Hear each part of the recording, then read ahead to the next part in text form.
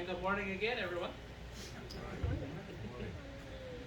This morning we are going to be in Luke chapter 2. Which is why, if you noticed, all of the songs this morning were themed on Jesus. Because as we have come to our Bible reading, and we finally made it to the New Testament, we have begun to read about the life of Jesus. We began with the story of his birth through the angels as they proclaimed him to his parents before he was born. And as we look to the life of Jesus, it's important to study because he lived as a man and showed us how to live perfectly. He came as our high priest to sympathize with us. And so beginning here first with the first lesson that we learned from Jesus is, where is our focus in life? It doesn't take long into the life of Jesus before he begins actually teaching us lessons. Even as a child, he was very spiritually minded, which is what we're going to look at today. He was very focused on doing what God had asked him to come to this earth to do. And we can learn to be a lot like Jesus even as a child, even during his childhood. So beginning there, we'll look first at Luke chapter 2 and verse 39. And it says there, "So when they had performed all things according to the law of the Lord, they returned to Galilee, to their own city, Nazareth. And the child grew and became strong in spirit, filled with wisdom, and the grace of God was upon him." And so this is in reference to Jesus' parents. Jesus' parents had made an effort to continue to travel, to continue bringing him up in God, in the law that he was born under. And so first, the thing that we learn from Jesus, and by extension his family, is our focus should begin with the family. Our focus should begin with the family being centered around God. Now looking at some of these things here, it is important for us to remember that, most of us here aren't children anymore, but we can also learn to focus if we didn't have this upbringing that was around Jesus. And we can begin to center our own families that we have now around Jesus. But you also notice the difficulty that they were willing to go through in order to accomplish this. The difference, or the distance between the two cities in today's locations is 91 miles. That's a pretty long trip. It takes about 2 hours to drive, according to Google Maps. But this, of course, was not a trip in the family van with a movie playing in the back seat for the kids. This was walking or riding animals all the way to these cities. 91 miles. Now, as I was looking this up, the person who has dedicated their life to training and walking can walk about 8 hours a day and can get about 26 miles or so if they're really trying hard to accomplish that in 8 hours. That's a difficult walk, and that would take several days to go 91 miles at that pace. And yet this was a family with women and little children trying to make their way to Jerusalem from Nazareth. And these people would travel in big groups that couldn't go the fastest walking speed of the healthiest person. They would have to go as fast as the slowest person. And yet this was something that they dedicated themselves to do. And as we continue reading there in verse 41, his parents went to Jerusalem every year at the feast of the Passover. And when he was 12 years old, they went up to Jerusalem according to the custom of the feast. They dedicated themselves to doing this every single year. That Jesus would be there for the feast. That Jesus would be there for the teachings. That they would be able to be surrounded by other like-minded individuals to learn about God. To further their focus, to further their centering around God. And now imagine our own lives.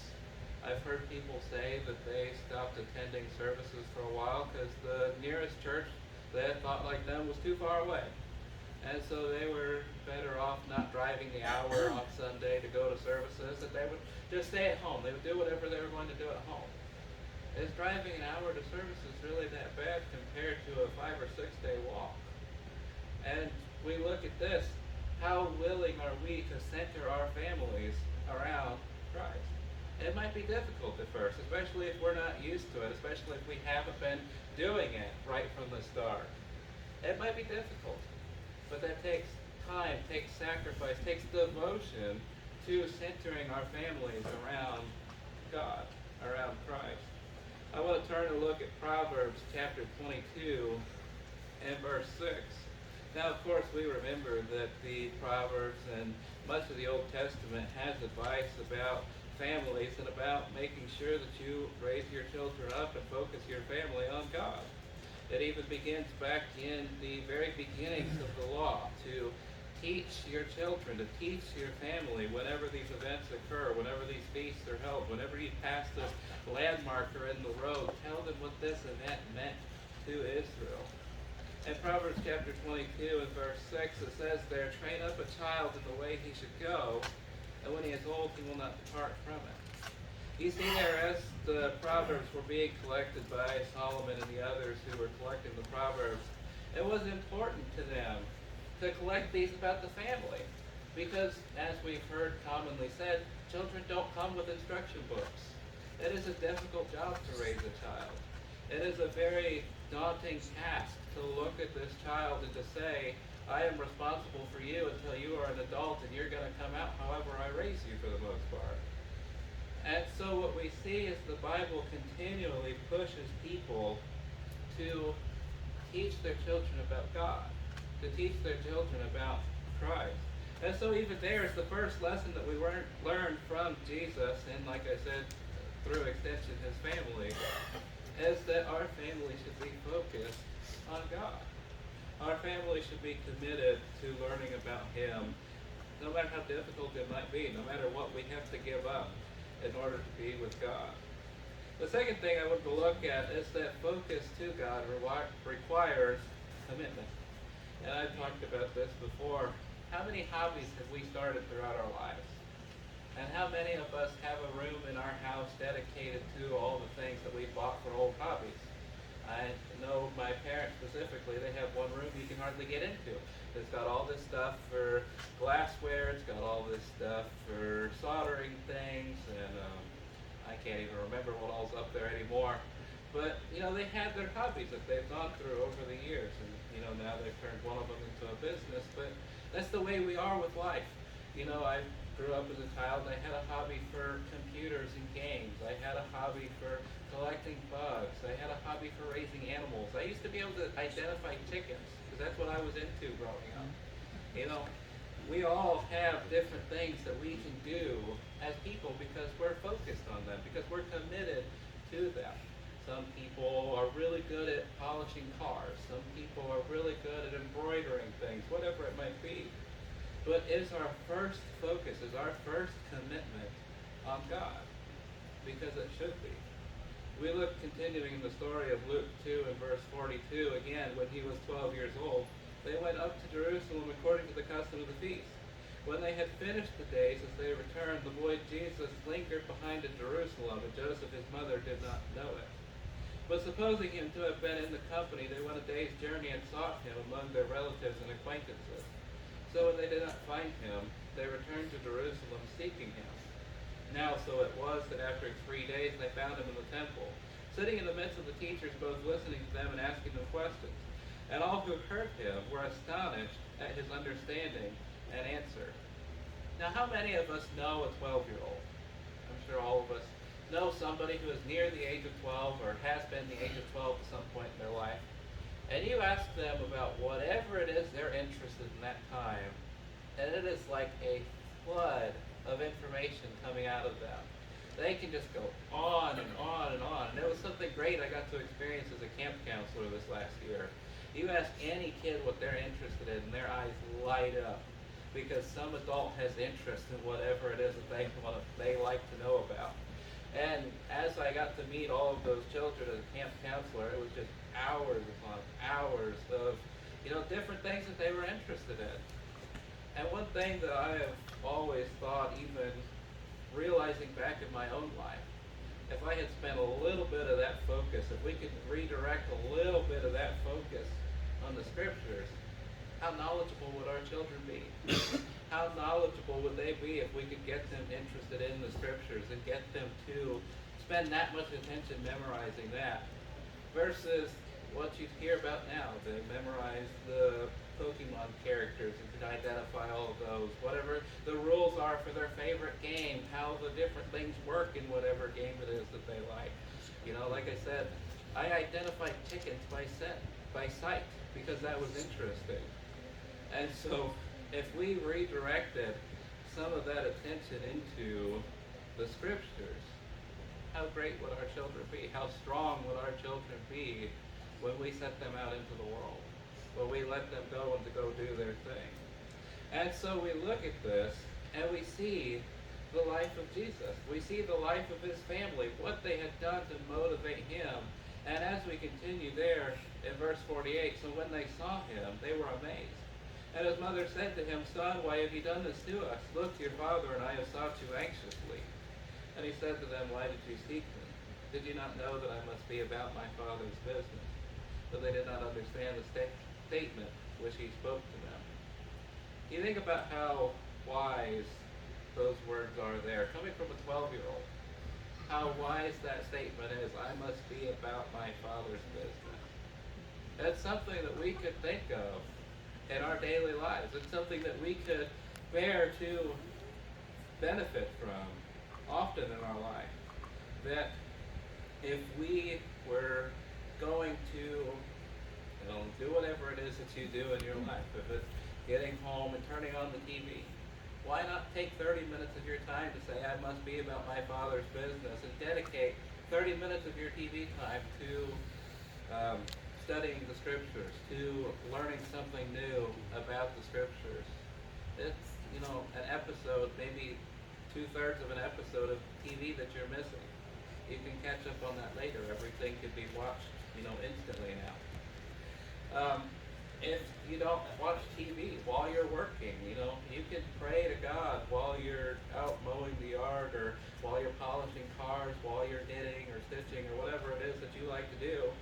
You can take a little time away from that to study the scriptures, and you can take your time while you're doing that to pray, to focus on God. You think about how great it would be if we could focus ourselves, focus our families in on the scriptures and understanding God and doing his will. It would be a wonderful thing. And it all begins, of course, like we said, with focusing ourselves, bringing our family into that focus, and teaching. You think back to how important it was to Israel time and time again to be sure that you teach your children about this. You think of when all the feasts were given, it was said, do this so that your children might ask you why. When the stones were heaped up on the other side of the river Jordan, it was said, do this so that when you come across this place, your children might ask you why. It was said to put the scriptures on your house, to write them on your walls, to write them on your doorposts, to write them on your garments, to wear them on your clothes. And we see that literally done by the ruling officials within Jerusalem. They had the scriptures on their clothes. Even the rabbis of the Jewish religion as it is today, the big scarves that they wear with the Hebrew characters, those are scriptures that they have embroidered onto their scarves that they wear. And it was so that they would create conversations with their families. It was so that their children would ask them why.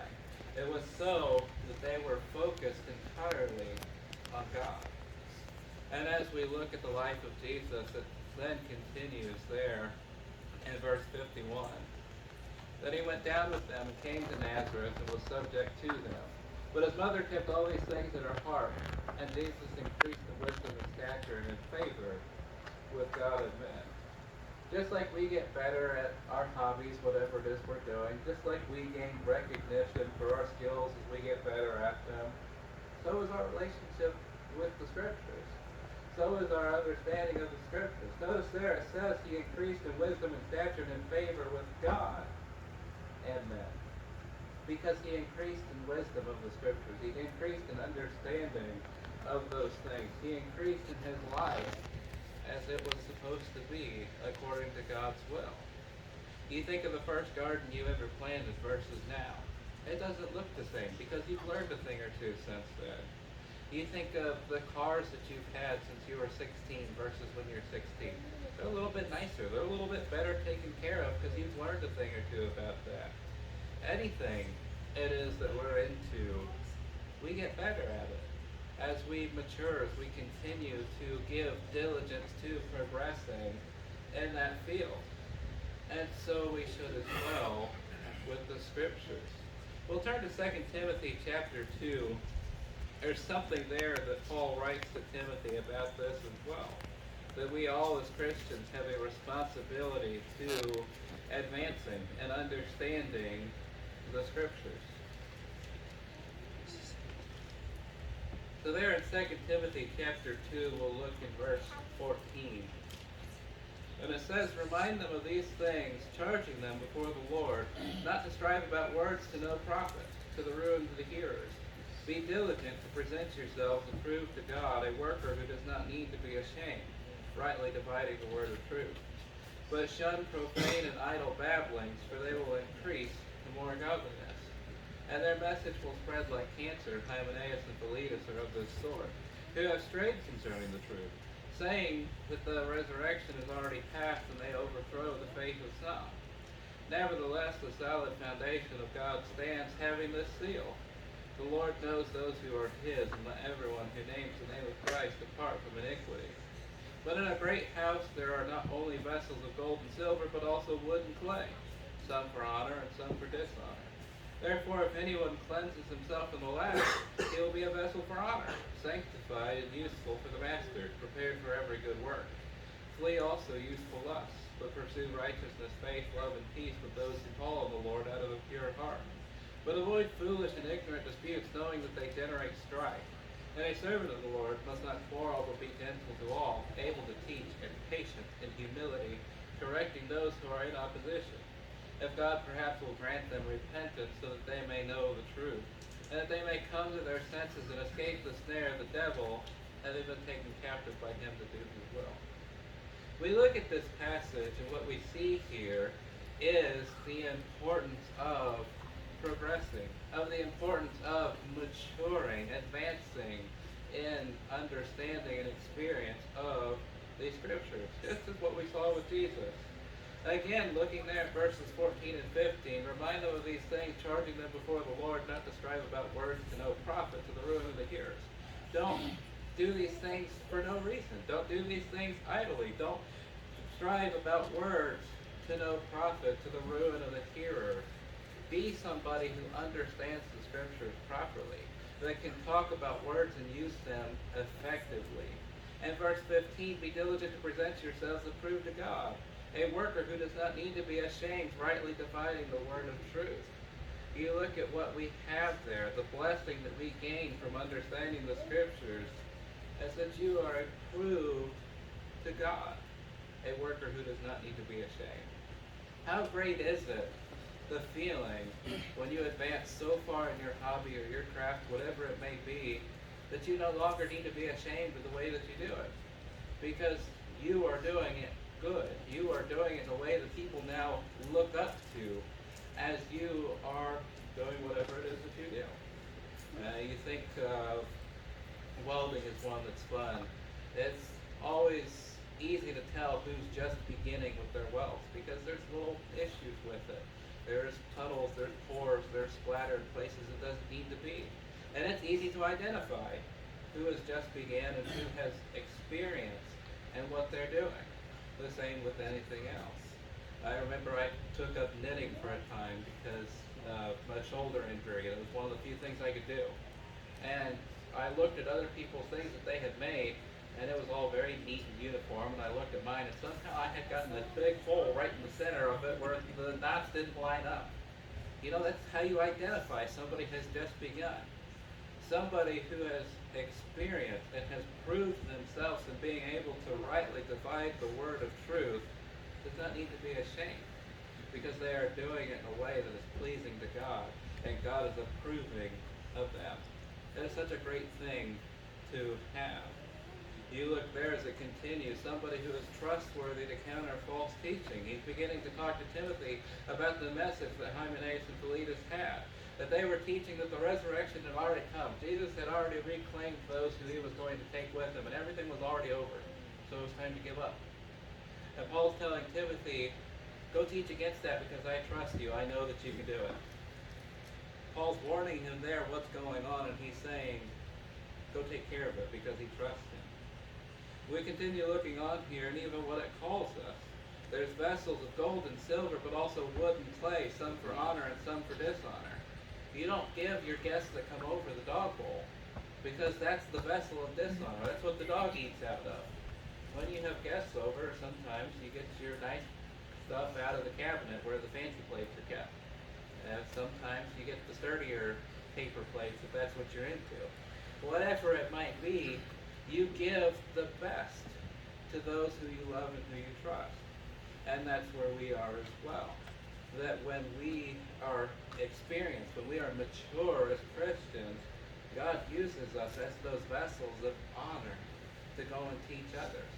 Because those are the people that he loves. Those are the people that he wants to reach. And so we are trusted to be in that position. It's something great as well. We talked about this just a couple weeks ago. It is a privilege to be an ambassador for Christ.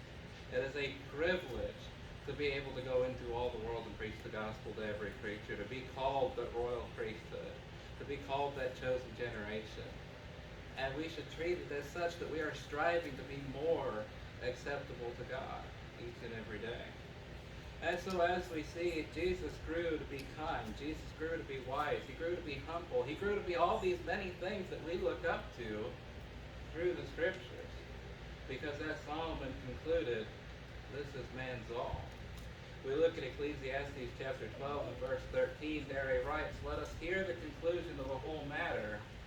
Fear God and keep his commandments, for this is man's all. You think of how many people out there have this question, what is the purpose of life? There's movies about it, there's stories about it, there's, children's stories even. What is the purpose of life? There's fantasy movies about some big, deep, greater meaning, adventure, all sorts of stuff about the meaning of life. And Solomon himself tried to find it. You remember reading through the book of Ecclesiastes. He planted gardens, he built buildings, he collected animals, all sorts of things that he was doing. And he said it was empty. It was nothing. Vanity of vanity, says the preacher, all is vanity. Now when he comes to the conclusion of his life, he says the purpose of life was keeping God's commandments. This is man's purpose. This is man's all. And so as we live our lives, there's many things in this world to focus on. And if you ever have spent any amount of time with me, you know that I'm not good at that. There is usually 2 or 3 conversations going on between me and whoever at a time. And if I'm by myself, there are 2 or 3 different things going on at once. I don't have a good focus. But one thing that we do need to remember to keep ahead of all the other things in life, whether it be watching the news, playing games, going for car rides, keep God in focus, because this is man's all. Now, as Solomon also talked about in Ecclesiastes, there's nothing wrong with a man enjoying the good that he has in his life. That is his blessing that he's received from God, as long as he is still keeping God in focus first within his life. And so as we begin to study in the New Testament, as we begin to go through the life of Christ, you will see through his life, his focus is always going to be putting God first. His focus is always going to be sharing the gospel with others, teaching others, helping others, whatever he can do. And that should be our first focus in life as well. We should all be motivated, or equally motivated, to share the gospel, to teach others, and to be focused on the Scriptures. This morning, as I usually challenge you, I ask you to reflect on the focuses that you have within your life, to reflect on the things that are most important to you. And if they're not God, let's change them. Let us pray for you as you learn to sacrifice whatever amount of time need be to change the Scriptures to your first focus. And if you need help in studying, you need help in learning where to concentrate that focus most, let us continue studying with you. Let us continue helping you. This morning, if you are not a Christian and you have not yet put God first in your life, why wait? There are so many great blessings that comes from putting on Christ in baptism. If you have first heard and then believed in that gospel message and you understand that there is a change that needs to be made in your life, why wait? There is a great blessing awaiting you and beginning to grow in favor and wisdom with God. If there's anything that we can help you with this morning, will you come as we stand and sing the invitation song?